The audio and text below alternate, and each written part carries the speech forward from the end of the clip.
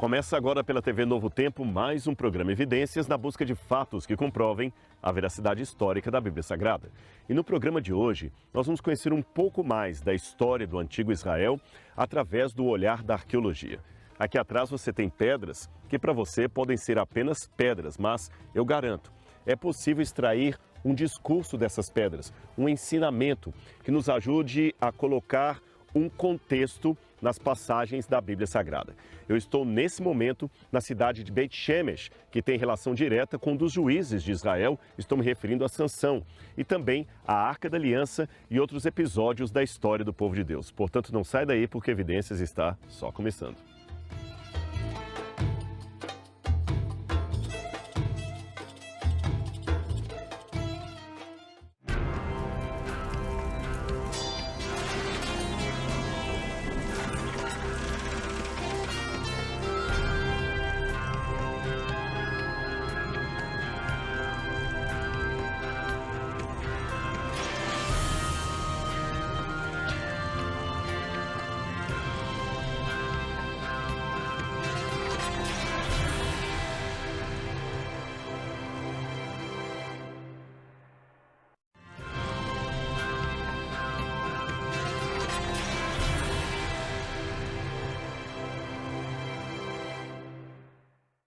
Antes de entrar no assunto de hoje, eu quero dar um presente para você que está aparecendo aí na sua tela.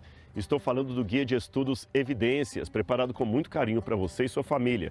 Nesse guia de estudos, nós temos assuntos importantes relacionados à Bíblia Sagrada, à existência de Deus, à veracidade histórica da fé e muito mais. Você pode receber esse estudo gratuitamente. É só ligar para a gente no horário comercial, 0 Operadora 12 21 27 3121, ou deixar uma mensagem no nosso WhatsApp que aparece aí na sua tela. Você também pode acessar o QR Code que aparece para você ou através do site biblia.com.br.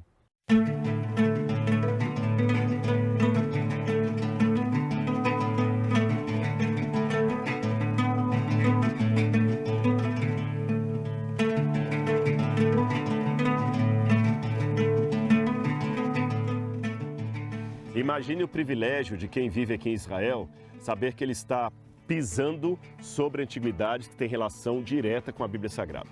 Especialmente se essa pessoa, é claro, tem paixão, tem amor pela história bíblica.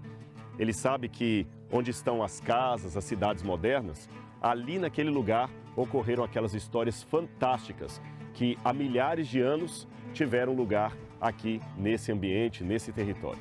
Por exemplo, eu já falei com vocês que no programa de hoje nós estamos aqui em Beit Shemesh, uma cidade ligada ao livro de Juízes, ao livro de Samuel, à história da Arca da Aliança, a Sansão e muito mais.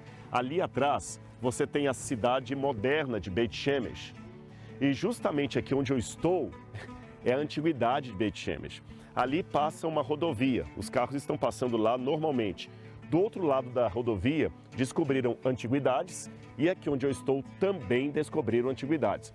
Só para você ter uma noção, se eu baixar aqui, eu estou vendo vários pedaços de cerâmica milenar, que estão aqui, aflorando no solo. A gente até usa isso aqui como indício arqueológico de que pode haver um sítio naquele lugar. Isso é chamado de prospecção de superfície. É quando os arqueólogos, por desconfiarem que tem uma antiguidade ali, um sítio arqueológico, caminham pela região procurando restos de cerâmica, algum indício que evidencie a ocupação daquele lugar. Depois começa o processo de escavação, de camadas e muito mais. Aqui há muitas cerâmicas, não é difícil encontrá-las, de modo que a gente tenha certeza que aqui era um assentamento.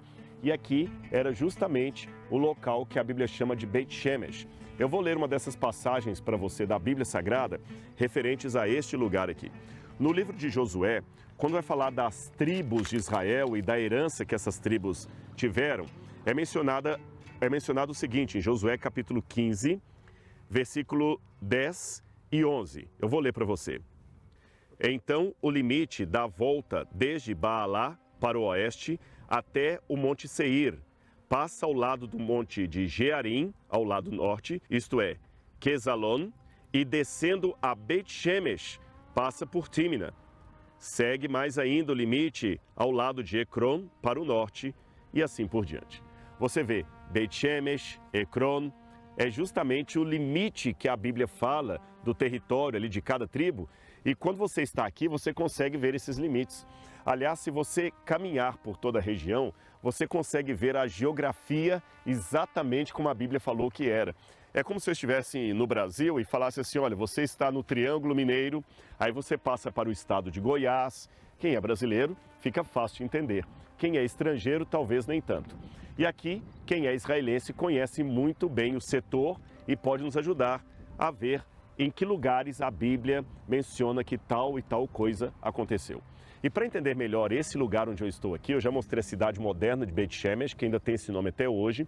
Mostrei o lugar onde eu estou, aqui abaixo dos meus pés. Se começarmos a escavar, você tem assentamento arqueológico. Na verdade, eles estão escavando aqui, eu vou mostrar alguma coisa para vocês. Enfim, você consegue ver a geografia da terra bíblica. E é por isso que eu chamei um amigo meu aqui, que é formado em História e Geografia pela Universidade Hebraica de Jerusalém, Nadav. Somos amigos de muitos anos. Muito obrigado por estar conosco no Evidências, Nadav. Obrigado por invitar-me. Nadav, ajude-me a entender um pouquinho. Esse território aqui onde nós estamos, já falei com o pessoal de casa, que é Beit Shemesh, que é mencionado na Bíblia. Aliás, só uma coisa para não esquecer. Eu estou falando Beit Shemesh, que é como o nome é dado em hebraico, tá bom? Beit em hebraico é casa. Shemesh significa sol. Shemesh. Então seria, traduzindo, casa do sol. Casa do sol. Agora, às vezes na Bíblia eles aportuguesam alguns nomes e na sua tradução certamente está Beit Semes. Beit Semes, ou Bet Semes, mas é a Beit Shemesh. Agora, em termos bíblicos, que tribo ficava aqui? Em que limites nós estamos aqui? Vamos falar do tempo dos juízes, Josué e Juízes. Onde estamos aqui? Primeiro, Rodrigo, estamos parando em uma colina. Primeiro, Rodrigo, estamos parados em uma colina onde podemos ter uma vista panorâmica muito bonita. E estamos na cidade de Bet Shemesh, que foi uma cidade de fronteira, de limite geográfico também, mas também de limite entre dois povos, o judeu, hebreu, que estava nesta região da Judéia, por aqui até essas montanhas que estão lá em cima, e os filisteus que chegavam pela costa do Mediterrâneo, que temos do outro lado. E neste vale que temos aqui embaixo, foi território da tribo de Dan, no princípio. Então podemos também falar não somente sobre Shinshan, ou em hebraico Sinsan, senão também sobre a história da tribo de Dan, que deu origem, que tinha este território, este vale. E quando chegavam os filisteus, eles empurravam a tribo de Dan, que terminou na Galileia, onde conhecemos e onde seguramente vamos visitar. Então temos a rua como a fronteira entre a região da tribo da Judéia e a tribo de Dan. Até o dia de hoje, nós usamos Dan para chamar de metrópole de Tel Aviv. Olha que interessante, ele fez algumas menções aqui. Você vai assistir no programa Evidências, numa outra série mais antiga que nós fizemos, e você pode localizá-la no YouTube. Aliás, até aproveite e se inscreva no canal do Evidências no YouTube, tá bom? Evidências NT.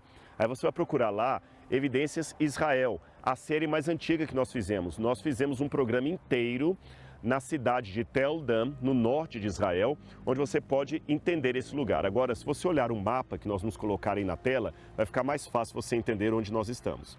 De acordo com esse mapa, você vê que há dois lugares que são referidos como a tribo de Dan. Um lugar mais ao norte, que é para onde eles foram posteriormente, e um lugar mais ao sudoeste, que é justamente onde nós estamos, perto ali do mar Mediterrâneo. Esse lugar foi aquele que foi distribuído para a tribo dos Danitas, de acordo com o sistema dado por Josué, inspirado por Deus. Mas a Bíblia coloca uma nota. A tribo de Dan achou pequena a herança para eles, por isso foram buscar um outro território ao norte. Agora, de fato, a tribo de Dan, e depois nós vamos falar de Sansão também, você fez menção a Sansão, eles tinham medo dos filisteus. Onde os filisteus ficavam aproximadamente por aqui? Qual era o território filisteu? Estamos no ponto de encontro dos dois exércitos, dos dois povos. Daqui para a direita, para trás, para lá de Jerusalém, são os israelitas. E para cá, lá para a costa, para lá, estão os filisteus. E a tribo de Dan, que era somente uma tribo, estava muito apertada pelos filisteus neste território, até que chegou um momento que não teriam outra coisa a fazer senão buscar outro território. E a cidade de Bet-Shemesh está mencionada como uma cidade fronteira, quando dividiram o território entre as tribos de Israel. Teremos Bet-Shemesh como, todavia, uma parte da região da Judéia e, por outro lado, Zorá, que também está mencionada na Bíblia, onde nasceu Sansão, que está em frente de Bet-Shemesh. Veja, é somente este vale. São duas cidades mencionadas na Bíblia. Zorá, lá, é da tribo de Dan. E Bet-Shemesh, onde nós estamos aqui, estamos na região da Judéia. É interessante isso. Aliás, para mim, eu confesso para vocês que é um privilégio e o programa Evidências está permitindo que eu compartilhe, de certa forma, esse privilégio com você aí no Brasil. Qual que é o privilégio? De poder ler a Bíblia em loco e apontar lugares. Na verdade, eu preciso até fazer uma correção aqui para o bem. Eu partilho esse privilégio com você no Brasil e com outras partes do mundo, porque a gente tem hoje a alegria de saber que a TV Novo Tempo está atingindo pessoas em diversos outros países de língua portuguesa. E pessoas que são brasileiras também, que moram em outros países, na Europa, na África, na América do Norte. Todos são muito bem-vindos. Eu costumo falar que você faz parte da família Novo Tempo, da família do programa Evidências. Então, o que eu estou fazendo aqui através desse programa é partilhando com você esta situação geográfica, porque aqui eu abro a Bíblia e é só apontar com o dedo e nós, olha, tal região fica lá, tal região fica ali. E você percebeu a situação de estratégia militar em que nós estamos? Porque as cidades poderiam ser atacadas por exércitos inimigos. Então, Bet-Shemesh ficava aqui. Temos indício de que muito antes dos hebreus chegarem, a cidade, os cidadãos de Bet-Shemesh adoravam ao sol, eles eram pagãos. Alguma relação também com os filisteus, com a religião pagã dos filisteus. Então os hebreus tinham que chegar nesse lugar. Dan, de fato, ficava apertada ali entre várias forças oponentes e era uma questão de fé para que eles pudessem sobreviver, porque devemos lembrar, a região de Dan foi dada para eles por inspiração de Deus através de Josué, através dos líderes. Eles que, por intenção humana, procuraram um lugar melhor. E não foi bom o resultado dessa procura. Qual foi o resultado desastroso? Bom, aí você vai assistir no programa Evidências que eu falei com você na outra série que nós fizemos aqui. Agora nós vamos falar também de um outro personagem ligado aqui, que é Sansão. E Nadav já mencionou Estaola, o lugar onde Sansão nasce, que é perto daqui. Estou falando perto onde estão aquelas casas brancas ali, aí tem o vale, aqui tem Bet-Shemesh. Ou seja, dali que sai o grande líder Sansão. E, curiosidade das curiosidades, o nome Sansão, em hebraico, Shamshon, significa o pequeno sol. Você se lembra que no começo do programa eu disse que Bet-Shemesh significa a casa do sol. E o menino que nasce também tem o seu nome como o pequeno sol. Os exegetas bíblicos, aqueles que estudam o texto bíblico, ficam na dúvida entre duas hipóteses. A primeira delas é, será que o nome de Sansão era de fato Sansão, ou este foi um apelido que ele adquiriu depois em sua fase adulta? Como muitas pessoas que às vezes são conhecidos mais pelo apelido do que por seu nome real. Você sabe que isso acontece na história dos esportes, por exemplo, o famoso jogador de futebol Pelé. Ele é conhecido mais pelo nome de Pelé do que pelo nome de Edson, que é o seu nome real. Então alguns pensam que Sansão poderia ser um apelido que ele adquiriu durante a sua vida. Ou quem sabe que o próprio autor bíblico tenha chamado-o assim, porque ele ficava sempre, o juiz Sansão, gravitando entre dois mundos. O mundo do seu chamado para ser um juiz libertador de Israel e o mundo dos vizinhos pagãos. Tanto é que ele ia sempre buscar esposas, namoradas, dentre os pagãos, contrariando o conselho de Deus. E, aliás, quem vai trazer a grande derrota espiritual para ele, além de si mesmo, porque muitas coisas acontecem como fruto da nossa decisão, é uma mulher chamada Dalila. E é interessante que o nome Dalila, em hebraico, de Laila, significa aquela que é noturna. Então você tem um paradoxo, eu diria, entre Sansão, Shamshon, o pequeno sol, e Dalila, de Laila, a noite noturna. Em outras palavras, um não tinha nada a ver com o outro. Luz e trevas não se misturam. Não se pode adorar a Deus e ao diabo ao mesmo tempo. À semelhança de Sansão, muitos jovens hoje também lutam com seus dilemas espirituais numa constante tentação para ceder aos prazeres do mundo, da carne, elementos, enfim, que são contrários ao reino de Deus e à amizade com Deus. E de repente, a história de Sansão foi propositalmente colocada na Bíblia para servir de lição para nós que vivemos hoje no século XXI, para aprendermos com os erros do passado e não repeti-los no presente. Agora, Nadav, falando ainda de Sansão, eles encontraram um artefato aqui que parece relembrar a história de Sansão. Qual foi esse artefato arqueológico encontrado aqui? Correto, Rodrigo. Nessas escavações que fizeram por aqui nos últimos 2 anos, encontraram um selo do século XI a.C., onde se vê um soldado brigando contra alguém, um animal, um leão pode ser. Então, tomando em conta a época, a história se encontra e temos aqui uma evidência física muito forte para mim da história que conhecemos da Bíblia. Ou seja, esse indício arqueológico nos demonstra que realmente pelo século XI a.C. já havia aqui na região pelo menos a tradição de uma história de um homem muito forte lutando contra um leão. Que, aliás, você viu já a imagem desse selo aí na sua tela e você percebeu que o homem também tem cabelos longos e ele está lutando. Ou seja, é um indício de que aquela história era conhecida aqui de fato na época. Bom, Nadav, mas eu sei também que há outras histórias, além de Sansão, que tiveram lugar aqui, como por exemplo a Arca da Aliança. Mas vamos conhecer um pouco mais do sítio e falar desse episódio num outro lugar aqui? Perfeito. Então vamos lá.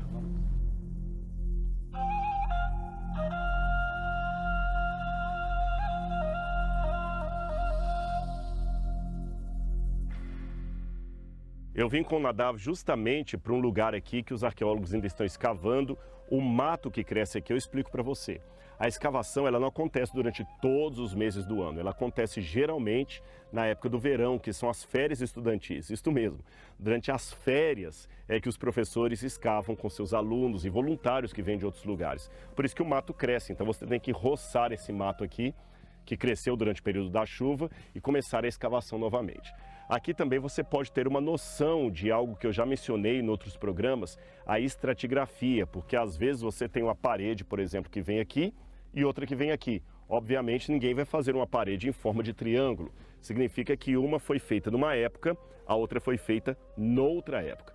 Mas antes de falar um pouquinho sobre a estratigrafia e esse resto da antiga Beit Shemesh, onde nós estamos, vamos falar um pouquinho do episódio da Arca da Aliança.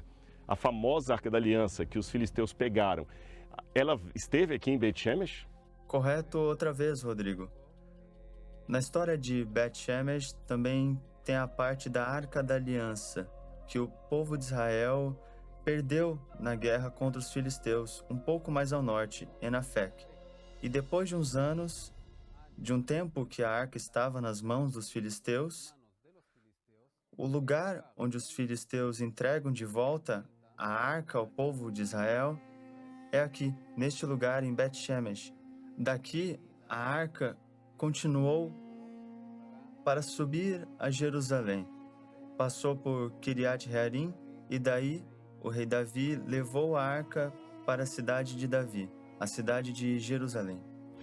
Uau, é incrível saber que eu estou num lugar que serviu de abrigo para a arca durante algum tempo. Eu vou ler na Bíblia esse episódio que Nadav fez referência. Está aqui em 1 Samuel, capítulo 6, versículo 10. Preste atenção. Os homens fizeram isto. Pegaram 2 vacas com crias e as amarraram ao carro e encerraram os seus bezerros em casa. Puseram a arca do Senhor sobre o carro, junto com o cofre que continha os ratos de ouro, vou explicar os ratos de ouro daqui a pouquinho, e as imitações dos tumores. as vacas se encaminharam diretamente para Beit Shemesh e andando e berrando, seguiam sempre por esse caminho, caminhando sem se desviarem nem para a direita nem para a esquerda. Os governantes dos filisteus foram atrás delas até a fronteira com Beit Shemesh. Ou seja, você sabe que o povo de Israel cometeu um grande equívoco. A Arca da Aliança era para ser um símbolo do pacto que eles haviam feito com Deus, um símbolo da presença divina entre eles. Mas o que os povos pagãos em redor faziam? Quando iam para a guerra, eles levavam os seus amuletos, os seus totens. E o povo de Israel, querendo imitar a religiosidade pagã, pensou que, bom, se o pagão leva a estátua do Deus deles, por que eu não posso levar a Arca da Aliança comigo? Como se fosse um amuleto, sabe, de boa sorte. Mas não era esta a função da Arca da Aliança. Eles levaram e foram vergonhosamente derrotados pelos filisteus. Os filisteus capturaram a arca, só que durante o tempo em que a arca esteve nas mãos dos filisteus, passando de cidade por cidade, houve uma grande desgraça sobre aquele povo. Tumores começaram a aparecer ali e eles fizeram até ratos e algumas imagens em forma desses tumores, e depois, com o desespero, eles acabaram devolvendo a arca para os israelitas, principalmente depois que o grande deus Dagon apareceu várias vezes caído e prostrado diante da Arca da Aliança no templo de Dagon, e numa das vezes ele estava com suas mãos quebradas. Então a arca foi devolvida, colocaram sobre uma carroça com animais puxando, e os animais vieram calmamente para esse lugar, para Beit Shemesh. Agora, você vai ver que a arqueologia também traz para a gente algumas dúvidas. A gente não tem uma posição fechada sobre alguns pontos que ainda estão em análise. Vamos falar da estratigrafia de novo? O câmera vai vir comigo até aqui e vou mostrar para vocês esse local aqui. Nós temos vários materiais que foram depositados aqui ao longo do tempo, tá certo? Então aqui você tem vários períodos diferentes. E se você observar bem, nessa parte aqui, eu tenho cinzas. Isso aqui não é terra escura, isso são cinzas. Cinzas de destruição pelo fogo. Então, esta camada de cinzas que eu tenho aqui, significa que durante esse período, essa camada, na verdade, pega a parede de fora a fora, a cidade foi destruída por um incêndio. Certamente um incêndio causado por um ataque militar. Agora, a dúvida arqueológica que nós temos seria um ataque provocado por Nabucodonosor, rei da Babilônia, ou Sisac, faraó do Egito? Nós não sabemos. O fato é que esta linha de destruição aqui ocorreu por volta do 6º século antes de Cristo, que é justamente a época em que Jerusalém vai ser destruída, juntamente com seu templo, e os judeus levados ao cativeiro da Babilônia. E como as duas situações são mencionadas na história, isto é, um ataque de Sisac e também um ataque de Nabucodonosor, nós não podemos precisar qual dos dois ocasionou esse incêndio aqui na cidade. Aliás, alguns até acreditam que quando o livro de Lamentações, capítulo 2, versículo 2, fala do lamento sobre as cidades que estavam sendo atacadas, pode estar fazendo referência a Beit Shemesh, ainda que a cidade não apareça alistada aqui. Eu vou ler para você a passagem, preste atenção. O Senhor devorou todas as moradas de Jacó e não teve piedade. No seu furor, derrubou as fortalezas da filha de Judá e lançou por terra e profanou o reino e seus príncipes. Estas fortalezas das filhas de Judá podem se referir a várias fortalezas que estavam aqui, inclusive a cidade de Beit Shemesh, que a esta altura pertencia, claro, a Judá, ao território de Judá, nessa altura do campeonato, nessa cronologia do tempo. Então nós temos aqui um indício de uma batalha mencionada na Bíblia e testemunhada pela arqueologia.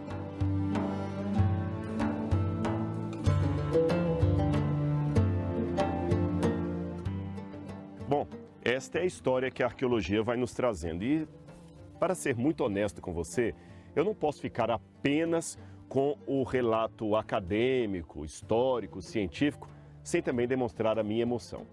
Na verdade, eu explico o que eu quero dizer.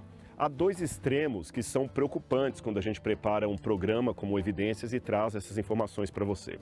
Há o extremo da piedade excessiva, do romantismo excessivo, onde as pessoas falam além do que a evidência poderia mostrar. Eu diria que seria até uma irresponsabilidade arqueológica fazer isso. Porém, há um outro extremo igualmente perigoso, que é aquele onde as pessoas veem apenas a informação, mas não o significado dela. Então, se eu posso ter um equilíbrio para não cair num extremo nem no outro, eu digo que a evidência, ainda que me traga algum questionamento, alguma dúvida sobre quem destruiu aqui, se foi Sisaque ou se foi Nabucodonosor, se foi no século V, se foi no século VI, ainda que traga uma ou outra dificuldade acadêmica, aliás, própria de qualquer área do conhecimento, o que eu posso dizer para você é que as evidências estão a favor da Bíblia Sagrada. O pouco que se encontrou ajuda não apenas a consubstanciar a historicidade da Bíblia, mas também a colocar as histórias dentro de uma moldura. A coisa faz muito mais sentido quando você está num assentamento arqueológico como este. E para mim é emocionante ficar imaginando quem foi que ergueu essas pedras. Era alguém com um nome. O que será que essa pessoa fazia? Quais eram os seus sonhos, os seus planos? E se eu posso encerrar o programa de hoje com uma meditação, eu digo para você que a arqueologia nos mostra como a vida é efêmera. Aliás, se tem duas áreas completamente opostas em sentido de observação e objeto de estudo, mas que mostram a pequenez humana, eu diria que seriam a astronomia e a arqueologia, bem distantes uma da outra. Enquanto o astrônomo está buscando informações lá em cima, no alto, o arqueólogo está buscando informações lá embaixo, no subsolo. Enquanto um está olhando as estrelas, o outro está olhando as pedras. Enquanto um está olhando para o céu, o outro está olhando para o chão. Mas assim como a astronomia mostra que nós somos apenas um pequeno pedaço de nada no tempo exorbitantemente grande ou do universo exorbitantemente gigantesco, a arqueologia também mostra a efemeridade da nossa existência nesse tempo. Porque o tempo deles passou. O que eles fizeram de grandioso, hoje são apenas pedras e ruínas. Portanto, tudo que nós construímos também acaba sendo passageiro. Um dia, se Cristo não voltar até lá, todos os elementos que estamos hoje, com todo carinho produzindo, serão ruínas para que alguém do futuro possa escavar. Porém, quando eu saio desse terreno e entro no espaço da teologia, aí sim eu consigo ver um significado supra-humano. Porque existe um Deus que promete a vida eterna, uma vida maravilhosa, para a qual a vida da terra é apenas um ensaio. Eu espero que você esteja gostando dessas informações, porque temos muito mais para apresentar para você nos próximos programas do Evidências aqui em Israel. Então não perca o nosso próximo encontro. Um grande abraço e até lá!